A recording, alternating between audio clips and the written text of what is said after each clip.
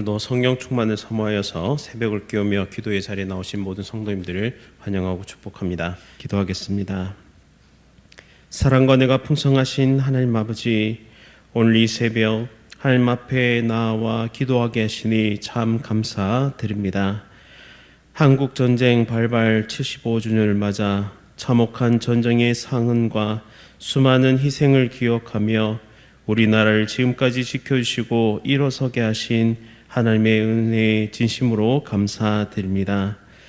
우리는 지금도 전쟁이 끝나지 않은 휴전국에 살고 있으며 언제든 전쟁의 위협이 현실이 될 수 있는 긴장 속에 살아가고 있음을 고백합니다. 하나님, 우리나라를 불쌍히 여겨주시고 대한민국의 안위를 굳건히 지켜 보호하여 주옵소서. 북녘 땅에도 복음의 빛이 임하게 하시고 분단의 현실 가운데 하나님의 뜻 안에서 화해와 통일의 길이 열리게 하여 주옵소서. 세계 곳곳에서 들려오는 전쟁의 소식 가운데 우리나라의 국방이 흔들리지 않게 하시고 군 복무 중인 자녀들과 안보의 책임을 지는 모든 이들에게 담대함과 지혜를 주시고 사자와 같은 용기를 더하여 주옵소서. 위국 헌신하다 산화한 순직 유공자들의 가족들을 지켜주시며 아버지와 어머니, 자녀를 잃은 슬픔을 이겨낼 수 있도록 하늘의 위로와 평화로 함께하여 주옵소서. 대통령과 지도자들에게는 정의와 공의를 따를 용기를 주시고 나라의 미래를 결정할 중요한 일들 앞에서 하나님께서 직접 간섭하시고 역사하여 주옵소서. 다음 세대가 전쟁의 아픔을 결코 잊지 않게 하시고 선조들이 목숨 바쳐 지켜온 나라를 다음 세대 또 다음 세대에 잘 물려줄 수 있도록 하나님의 은혜를 기억하며 진리 위에 굳게 서게 하옵소서.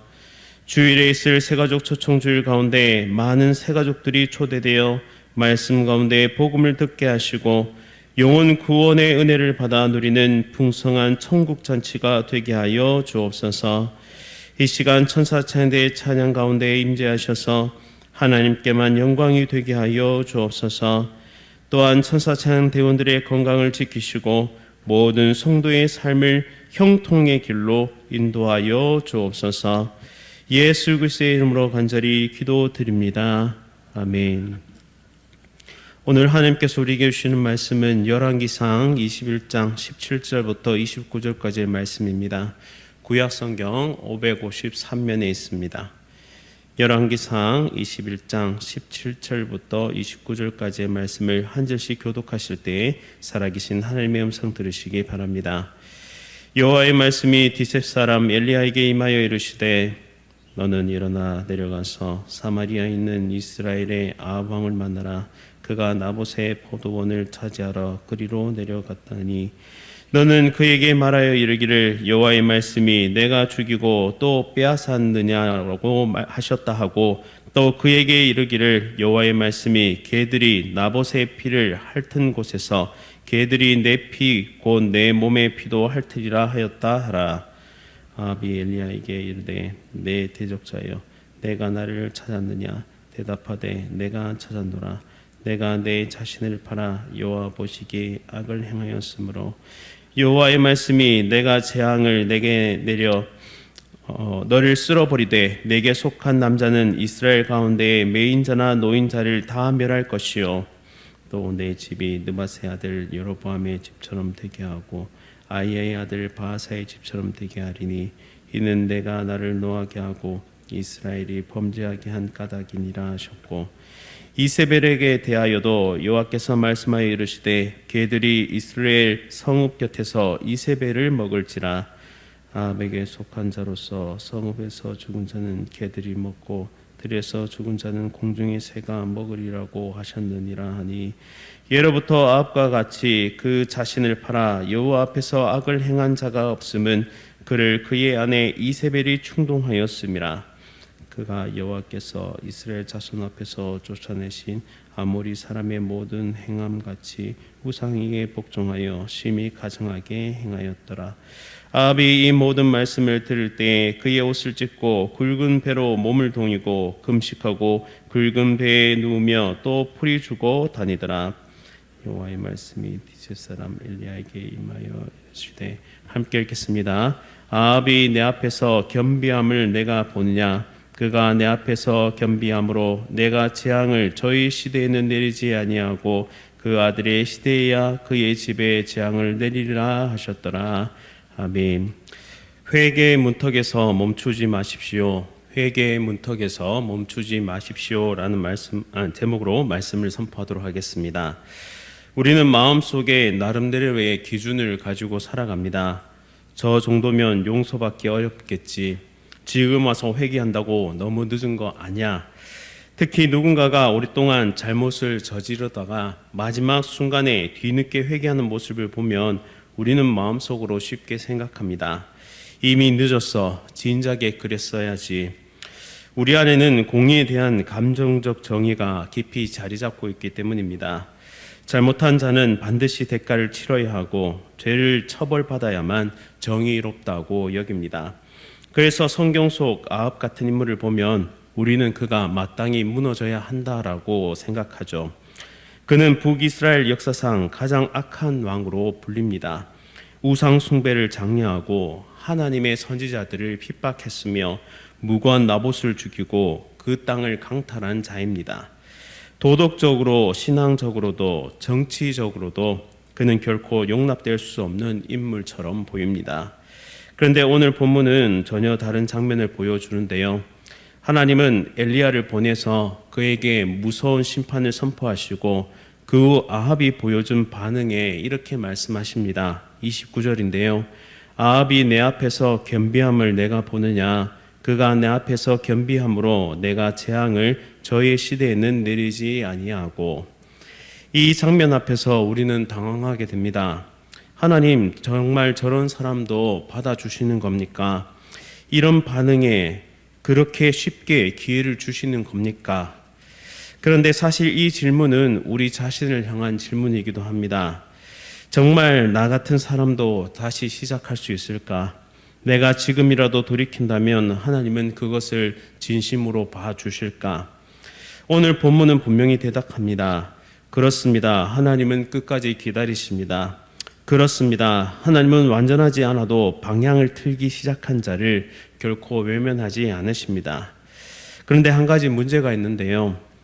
아합은 여기서 멈춰 섰다라는 것입니다. 아합은 회개의 문 앞에 섰지만 완전히 들어서지 못했습니다. 그는 감정적으로는 반응했지만 삶의 방향은 바꾸지 않았습니다. 오늘 우리는 이 본문 속에서 하나님의 공의와 긍휼이 어떻게 우리와 만나시는지를 살펴보고 우리 삶에 펼쳐진 은혜의 기회를 놓치지 않는 지혜를 발견할 수 있기를 간절히 바랍니다. 첫 번째, 하나님은 죄의 깊이를 직면하게 하시는 분이십니다. 아합이 나봇의 포도원을 손에 넣는 순간 그는 이겼다고, 성공했다고 생각할 것입니다. 왕의 뜻대로 일이 진행되었고 아무도 그것을 막지 못했습니다. 나봇은 사라졌고 땅은 그의 것이 되었습니다. 하지만 하나님은 그 자리를 조용히 지나치지 않으십니다. 엘리야에게 다시 말씀하십니다. 너는 일어나 내려가서 사마리아에 있는 이스라엘의 아합 왕을 만나라. 그가 나봇의 포도원을 차지하러 그리로 내려갔나니 너는 그에게 말하여 이르기를 여호와의 말씀이 내가 죽이고 또 빼앗았느니라 하셨다 하고 또 그에게 이르시기를 여호와의 말씀이 개들이 나봇의 피를 핥은 곳에서 개들이 내 피 곧 내 몸의 피도 핥으리라 하였다 하라. 하나님은 아합의 죄를 외면치 않으셨습니다. 하나님의 말씀이 임하는 순간 죄는 덮인 것이 아니라 완전히 드러나게 됩니다. 그리고 그 말씀은 참으로 정면에서 직설적으로 나타나는데요. 내가 죽인 자 나봇, 내가 그의 기업을 탈취하였다. 개들이 내 피, 곧 내 몸의 피를 핥으리라 라고 말씀하십니다. 아합은 아마 이렇게 말하고 싶었을 겁니다. 제가 죽인 게 아닙니다, 하나님. 이세벨이 했습니다. 하지만 하나님은 그런 책임 회피를 용납하지 않으십니다. 죄는 침묵 속에서 이루어질 수 있지만 하나님의 눈에는 그 행위와 책임이 결코 모호하지 않다라는 사실이죠. 본문에서 하나님은 아합의 죄를 두 가지로 진단하십니다. 첫째는 죽임인데요. 거짓되고 부정한 방법으로 생명을 짓밟은 죄를 드러나게 하셨습니다. 두 번째는 탈취인데요. 나봇의 포도는 단지 재산이 아니라 하나님이 이스라엘에게 주신 언약의 기업이었습니다. 그 땅을 권력으로 빼앗았다는 것은 곧 하나님의 소유권을 무시하고 그리고 언약을 모욕한 것이었습니다. 하나님은 이 모든 죄를 결코 추상적으로 말씀하고 있지 않으십니다. 이는 나봇의 피가 뿌려진 그 땅에서 똑같은 방식으로 아합이 피를 흘릴 것을 개들이 내 피를 흘릴 것이라는 이 말씀으로, 이 예언으로 경고하셨습니다. 그리고 이 예언의 말씀, 이 경고의 말씀은 22장 38절에서 그대로 성취되는 것을 우리는 목격할 수 있습니다. 따라서 심판은 추상적인 관념이 아니라 구체적이고 역사 속에서 실현되는 하나님의 정의다라는 사실을 기억해야 합니다. 하나님은 죄를 덮지 않으시며 반드시 그 실체를 직면하게 하십니다. 하나님의 자비는 언제나 진실 앞에 선 자에게만 열려 있다라는 사실이죠. 죄를 인정하지 않은 채 받는 용서는 없었습니다. 회피 없는 고백, 그것이 바로 회개의 시작인 것입니다. 우리는 죄를 실수라고 포장합니다. 나도 어쩔 수 없었어. 다들 그 정도는 해. 하지만 하나님은 그렇게 말씀하지 않으십니다. 그분은 오늘도 우리에게 이렇게 말씀하시죠. 내가 죽였고 내가 탈취하였다. 하나님 앞에서는 죄가 흐리게 보이지 않습니다. 사람의 기억은 흐려져도 하나님의 공의는 날카롭다는 사실을 우리는 기억해야 합니다. 나는 지금 어떤 죄를 덜 나쁜 것으로 여기고 숨기고 있지는 않습니까? 하나님 앞에서 나는 정직하게 진실하게 직면하고 있습니까? 죄는 어두운 안개와 같습니다. 처음엔 길이 막히고 방향을 잃게 만들지만 하나님의 말씀이 밝은 태양처럼 떠오를 때 그 죄의 안개는 거쳐지게 멀어지게 되는 것입니다. 그 속에서 우리는 비로소 숨겨졌던 길과 빛을 발견하게 됩니다. 오늘 이 진실 앞에 선 자에게 열어주시는 하나님의 은혜의 빛에 그 영광을 누리는 우리 모두가 될 수 있기를 간절히 바랍니다. 두 번째, 하나님은 인간이 포기한 자리에 말을 거시는 분이신데요. 아합의 삶은 이제 회복이 불가능해 보입니다. 본문은 그에 대해 냉정하게 말하는데요. 예로부터 아합 같은 그 자신을 팔아 여호와 앞에서 악을 행한 자는 없음은이라고 말씀합니다. 그는 죄의 문화에 물든 왕이 아니라 죄의 문화를 만들어낸 왕이고 죄의 문화 그 자체가 된 왕이었습니다. 심지어 자신을 팔았는데요. 자신의 존엄과 정체성, 하나님의 백성으로서의 거룩함까지 죄의 시장에 팔아넘긴 자였습니다. 이쯤 되면 우리는 생각합니다. 아, 이 사람은 끝났구나. 그 누구보다도 하나님께 멀어진 자, 그 누구보다도 다시 하나님께로 돌아올 가능성이 없는 사람. 그런데 바로 그 절망 한가운데서 하나님은 다시 말문을 여십니다. 엘리야를 통해 책망을 말씀하시고 심판을 예고하고 계시지만 그것은 끝내기 위함이 아니라 다시 대화를 시작하기 위함이다라는 사실이죠. 하나님은 죄인을 심판하시되 그 심판조차도 말씀이라는 형식으로 주십니다. 침묵이 아니라 여전히 죄인에게도 말씀을 보내고 계신다라는 사실이죠. 그분은 지금도 아합에게 내가 너를 보고 있다, 아직 끝이 아니다라는 메시지를 이 선지자를 통해서 계속 말씀으로 전하고 계신 것입니다. 죄에 빠진 인간은 자신을 완전히 실패한 존재로 규정합니다. 자기 혐오와 자포자기와 자기 심판으로 이 무너진 영혼은 더 이상 하나님의 말씀에 귀를 기울이지 않죠. 하지만 하나님은 그 순간에도 말씀을 멈추지 않는 분이십니다. 그분은 심판조차도 관계의 회복을 위한 언어로 사용하실 수 있는 분이십니다. 하나님의 음성은 넌 틀렸다, 이제 회복 불가능이다라고 말씀하는 것이 아니라 나는 여전히 너에게 말을 걸고 있다라고 말씀하는 분이시다라는 사실이죠. 이것이 바로 거룩한 간섭의 은혜로 함께 하시는 하나님이시다라는 사실입니다. 하나님은 죄의 늪에 빠져있는 자를 향해서 기록을 지워주겠다라고 접근하지 않으시고 오히려 그 죄의 가장 깊은 자리에서 새로운 말을 건네고 계신 것입니다. 그분의 은혜는 과거를 덮는 방식이 아니라 과거를 딛고 새로운 현재를 여는 방식으로 우리에게 찾아오신다라는 사실이죠. 따라서 하나님은 잊지 않고 죄인에게도 찾아오셔서 그에게 기회의 말을 거시는 분이시다라는 사실을 기억해야 합니다.